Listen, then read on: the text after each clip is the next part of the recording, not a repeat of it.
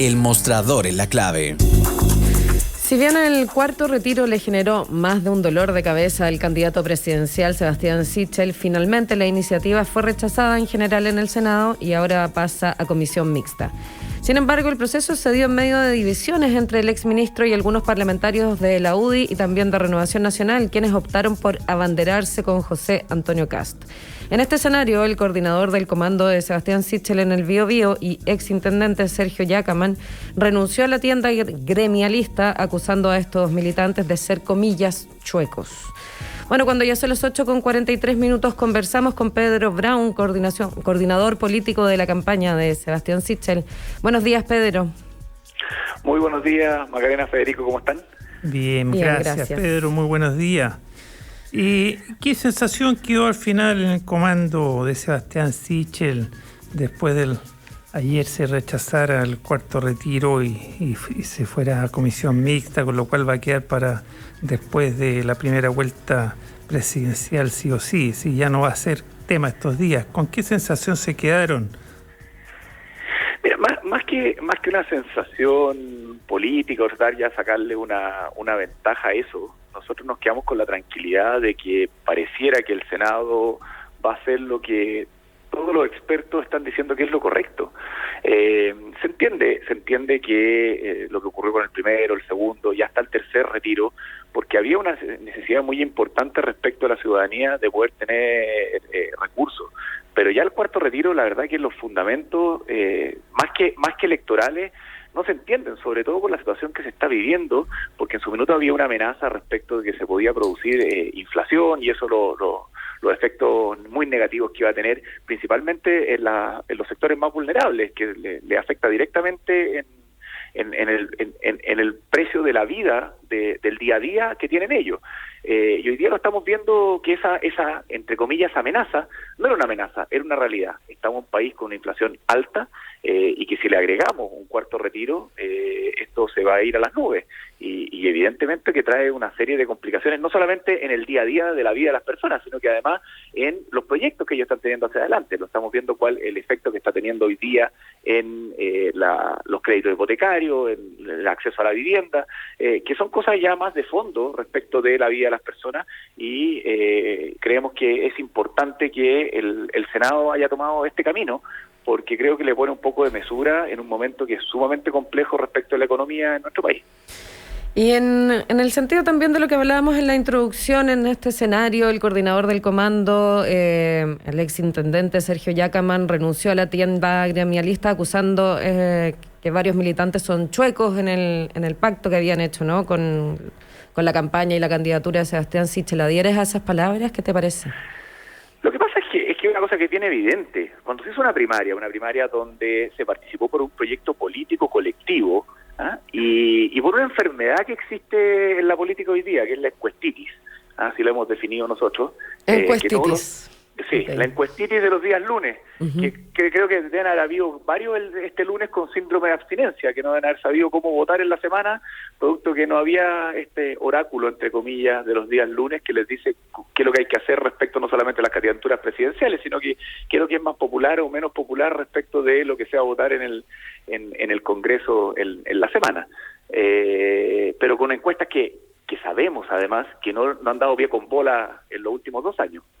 Porque no le han achuntado a un resultado electoral, pero entonces se cambian de caballo con una facilidad que es brutal, porque hubo candidatos que una semana estaban haciendo campaña, recorriendo, acompañando a Sebastián Sichel en sus regiones, y a la semana siguiente se cambiaron simplemente porque era más popular, porque tenía un mejor posicionamiento teórico en una encuesta. Entonces uno dice, chuta, la verdad es que el compromiso democrático y el compromiso con el proyecto colectivo que se está planteando al país es cero, es nulo. Claro, pero refleja una crisis en el sector bastante preocupante también, porque si no hay compromiso, como bien dices tú, una primaria en el que se comprometen con un candidato y de la nada, o en este populismo, por llamarlo, o quien es más pop o más popular, pongámosle distintos nombres, pueden saltar así de fácil de un lado para otro. Yo también creo que hay evidencia que hay una crisis en el sector compleja. O sea, hay una crisis que muestra que hay muy poca convicción respecto de algunos parlamentarios de lo que quieren plantearle al país hacia adelante. y de paso hacen algo que es muy grave, que ponen en entredicho un mecanismo que a mí me parece que es el mejor de los mecanismos para elegir un candidato, que es a través de una primaria, que sea la ciudadanía la que pueda elegir y no sea entre cuatro paredes que los partidos y los dirigentes de los partidos decidan quién es el candidato presidencial. Pero hoy día las primarias quedan en entredicho, porque vamos a volver a hacer primarias, que el Estado haga un gasto, que se ponga a la ciudadanía con una herramienta que teóricamente están decidiendo ellos quién es el candidato presidencial. Y después se le da la espalda, producto de que aparece un candidato que tiene un programa distinto, que no es compartido por ninguno de los candidatos que participó en esa primaria, y se cambian de caballo sin ninguna explicación, sino que simplemente porque sale una encuesta un día lunes que lo posiciona en un primero o en un segundo lugar frente a la elección presidencial. A mí me parece que efectivamente muestra que hay una crisis profunda. Allí estamos conversando, para los que se están incorporando a la audiencia, con Pedro Brown, coordinador político de la campaña de Sebastián Sichel. Pedro, lo que te escucho, claro, da prueba, da señas de un problema grave en el sector, en la derecha y sus partidos. Tengo dos preguntas rápidas. ¿Qué autocrítica hace Sebastián Sichel y su comando para que esto ocurra? Porque esto no puede ser solo producto de una encuesta los días lunes, ¿no? Hay autocrítica. Esa es la primera. Y la segunda, en el sentido de qué ha hecho o qué no ha hecho para que esto ocurra, en ese sentido de autocrítica. Lo segundo, ¿qué viabilidad tiene a esta altura, a tu entender, como jefe de campaña, la candidatura de Sebastián Sichel con este proceso, este fenómeno que estamos conversando? Autocrítica siempre existe, y el mismo Sebastián la hizo, no solamente la ha hecho por ahí en alguna entrevista, sino que la hizo en su propia franja, donde dice que se han cometido errores, y se han cometido errores de muchas veces a lo mejor de enfrentarse con los partidos, con los parlamentarios en algunos temas, o se pudo haber mejorado la relación inicial. No fue fácil este desembarco desde una candidatura que era independiente dentro de una coalición donde cada partido tenía su candidato. ¿Eso se pudo haber hecho de mejor manera? Sí, creo que sí, pero cuando se te desembarcan parlamentarios que estaban trabajando contigo, a los cuales tú le habías dado un espacio, que incluso habían hecho una serie de gestos mutuos, digamos, de tener una sintonía respecto de un programa. Yo creo que eso es lo más importante. Cuando hay una elección presidencial, no basta con declaraciones en los medios, sino que también es sumamente importante qué es lo que se está proponiendo. Y los programas dicen qué es lo que van a hacer los gobiernos. Y cuando se salta de un programa como el de Sebastián Sichel a un programa como el de José Antonio Kast, que tiene diferencias fundamentales, principalmente en las libertades de las personas y en el tema económico, que había sido algo que desde la centro-derecha había sido un eje muy importante, la responsabilidad fiscal, tener programas económicos responsables, se salta a un programa que es completamente irresponsable, y no lo decimos nosotros, lo dicen todos los economistas de derecha, de centro, de izquierda, que si hay algo populista hoy día es el programa económico de José Antonio Kast, que nos dice que va a rebajar en un 20% los impuestos, que con lo cual va a bajar un 20% la recaudación, y que el país va a crecer durante 6 años sostenidamente sobre el 6%, cosa que no ha ocurrido en Chile nunca en su historia, y no hay referencia de ningún país que lo haya hecho. Desde los años 90, en los años 90 Chile creció más del 6%, pero no ha pasado tiempo ya. pero no durante 10 años seguidos. Fueron 8 o 9, si no me equivoco, pero casi. Bueno, puede ser, sí. Pero para sostener una baja del 20% de los ingresos, con la situación actual de la economía del país y con el endeudamiento que tiene Chile, nos lleva a la quiebra, simplemente nos lleva a la quiebra. Sí, no cuadran, las cifras no cuadran. Y no necesariamente tenemos que reducir todo solamente a la economía. También planteabas algo que a mí me parece relevante, que tiene que ver con los valores que hay detrás de cada programa, con las libertades reales que hay detrás de cada programa, que también ahí aparecen grandes diferencias que también en este salto de un lado para otro de los parlamentarios llama la atención, por decirlo de alguna manera, porque un día para otro se olvidan de ciertas libertades para muchos fundamentales. Claro, o sea, para mí eso es más complejo que el tema económico. Y pongo el tema económico porque para un grupo de la derecha, la centro derecha, siempre la economía ha sido un eje intransable, y aquí se estaría transando completamente. Pero creo que dentro del programa de José Antonio Kast con el de Sebastián Sichel hay diferencias fundamentales, como dices tú, respecto, por ejemplo, de los derechos que hemos avanzado y que creo que son imposibles de ceder 1 milímetro respecto de los derechos de la mujer, de la igualdad que tiene que tener la mujer en nuestra sociedad. Y aquí hay un retroceso que es brutal. O sea, se elimina el Ministerio de la Mujer, se nos dice que se va a ayudar a aquellas mujeres que tengan, como se llama, una libreta, que estén casadas, que tengan hijos, pero que estén casadas. O sea, me parece que es una irrealidad, me parece que es absolutamente impresentable. Aparece la idea de ciudadanas de distintas clases, digamos, la que está casada y quiere tener hijos versus el resto, comillas. Claro, me hace recordar la discusión de hace ya más de 20 años atrás de la ley de filiación. Que donde no se reconocía de igual manera, la sociedad chilena no reconocía de igual manera a los hijos nacidos dentro o fuera del matrimonio. Creo que es una discusión que está completamente zanjada, que hoy día volver a poner en esos términos la discusión es volver 30 años atrás. Pedro Braun, ¿por qué?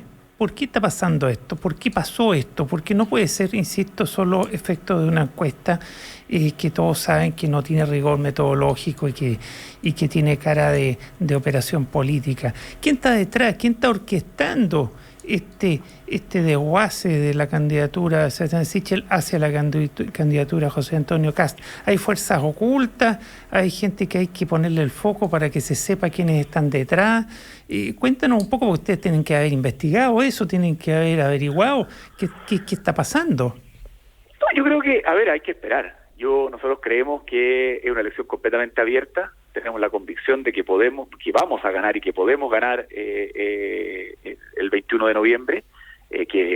¿Ganar en el sentido de que tienes la convicción de que pueden pasar a segunda vuelta? De pasar a segunda vuelta. Uh-huh. Porque lo de Kast podría ser una operación mediática y orquestada por algunos intereses que pudieran dar la impresión que le está ganando a Sichel. ¿A eso te refieres tú? Claro, yo sumando lo que dice Federico, es básicamente esta sensación de que puede ser una construcción de realidad, pero la sensación es otra, o los sondeos que han hecho ustedes, o el territorio que han hecho ustedes todavía sostiene que hay interés por darle el voto a Sebastián Sichel.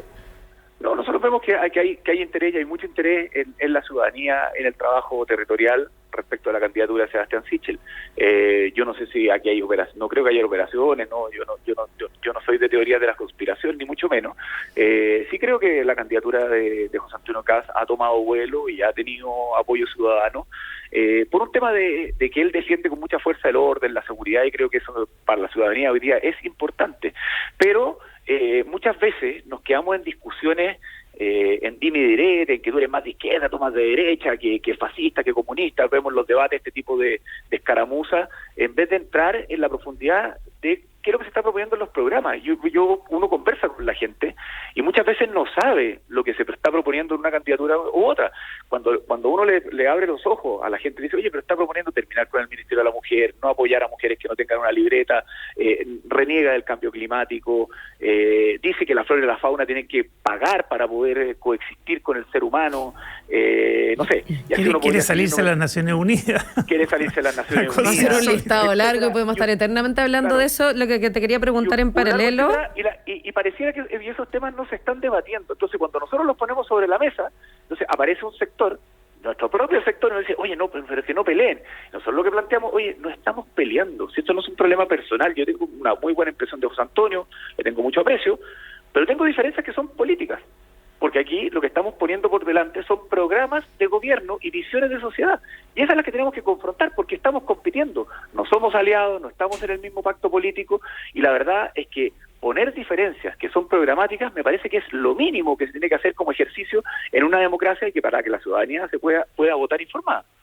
No, y en ese sentido, bueno, recordar que estamos conversando con Pedro Braun, coordinador político de la campaña de Sebastián Sichel. En ese sentido, claro, por una parte es poner a la vista las diferencias de la campaña, pero también está interesante no solo poner lo que él no va a hacer o lo que él critica, sino más bien cuáles son las fortalezas hoy día que definen la campaña de Sebastián Sichel, es mi pregunta.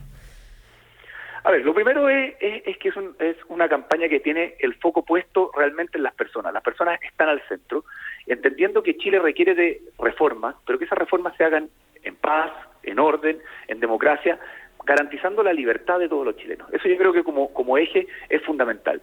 Y eso, ¿cómo se materializa? Por ejemplo, con transferencias directas a las personas que hoy día tienen problemas para llegar a fin de mes. ¿Y eso cómo lo hacemos?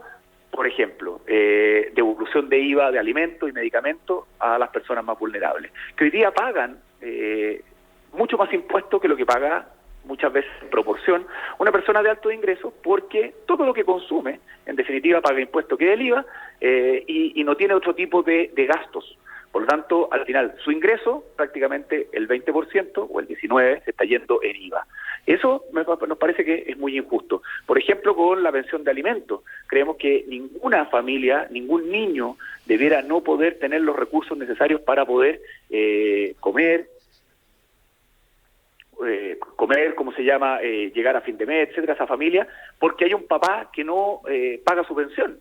Será el Estado el que persiga a ese padre, pero el Estado se hará cargo de poder entregarle a esos niños y a esa familia, a esa mujer que se hace cargo de sus hijos, poder tener esa pensión que necesita para poder sacar adelante a su familia. Pedro Brown, ¿sabes lo que pasa? Que estás cayendo, si estás entrando en el programa y está bien y está disponible en la página, en la página web. Sí, pero es que yo quiero llegar más a la política. ¿Cuál es el diferencial hoy día a favor, a tu entender, de Sebastián Sichel en relación con Kast para disputarle los votos de la derecha, sobre todo la derecha dura, que es más de Kast, pero disputar votos ahí en la derecha y sostener los votos de la centro derecha?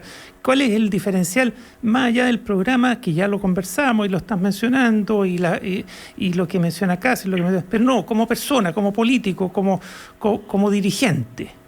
¿Cuál es el diferencial que una persona de derecha debiera ir y elegir a Sichel por sobre Kast?